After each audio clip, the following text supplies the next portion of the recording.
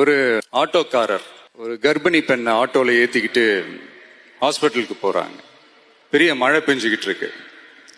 அப்ப அவர்கிட்ட இருந்த அந்த கொடைய அந்த கர்ப்பிணி பெண்ணை கிட்ட கொடுத்துட்டு இதை எடுத்துக்கிட்டு போமா அப்படின்னு சொல்றாங்க. அப்ப அந்த பொண்ணு சொல்றாங்க, ஆனா இது எப்படி நான் உங்ககிட்ட நான் திருப்பி கொடுக்கறது? அதுக்கு அந்த ஆட்டோக்காரர் சொல்றாரு, வேற யாருக்காவது தேவைப்படுறவங்களுக்கு கொடுத்துருமா அப்படின்னு சொல்லிட்டு அவர் போயிடுறார். அந்த கர்ப்பிணி பெண் அந்த கொடையை எடுத்துக்கிட்டு ஹாஸ்பிட்டல் வாசலுக்குள்ள போகும்போது அந்த வாசல்ல ஒரு பெரியவர் மழைக்கு பயந்துகிட்டு அப்படியே கை கட்டிக்கிட்டு நின்றுட்டு இருக்கிறார்.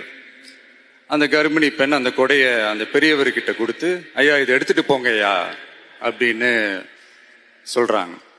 அதுக்கு அந்த பெரியவர் இதே மாதிரி கேட்கிறாரு, அம்மா நீங்க யாருன்னு எனக்கு தெரியாது, எப்படிமா இந்த கொடையை நான் திருப்பி உங்ககிட்ட கொடுக்கறது?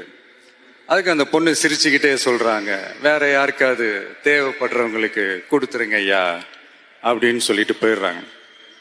உடனே அந்த பெரியவர் கொடையை எடுத்துக்கிட்டு பஸ் ஸ்டாப்புக்கு வராரு. பஸ் வருது. ஏறி போகும்போது அங்க பாக்குறாங்க ஒரு பூக்கார அம்மா பூவை வச்சுக்கிட்டு ஒரு அட்டையை இப்படி மழைக்காக பிடிச்சிக்கிட்டு உட்கார்ந்துட்டு இருக்கிறாங்க.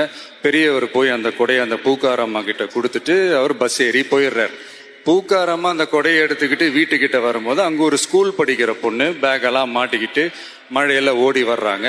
அவங்க போய் அந்த ஸ்கூல் பொண்ணு கிட்ட கொடையை கொடுத்துட்டு, மழையில நனையாதம்மா இதை எடுத்துக்கிட்டு போங்க அப்படின்னு சொல்றாங்க. அந்த பொண்ணு தேங்க்ஸ் அப்படின்னு சொல்லிட்டு வீட்டுக்கிட்ட வரும்போது அந்த பொண்ணோட அப்பா பதட்டத்தோட வாசல்ல நின்றுட்டு இருக்கிறாரு. பொண்ணு மழையில நனைஞ்சுக்கிட்டு வரணுமே அப்படின்ட்டு.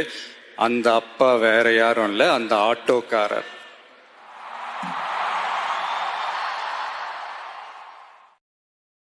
Download ShareChat.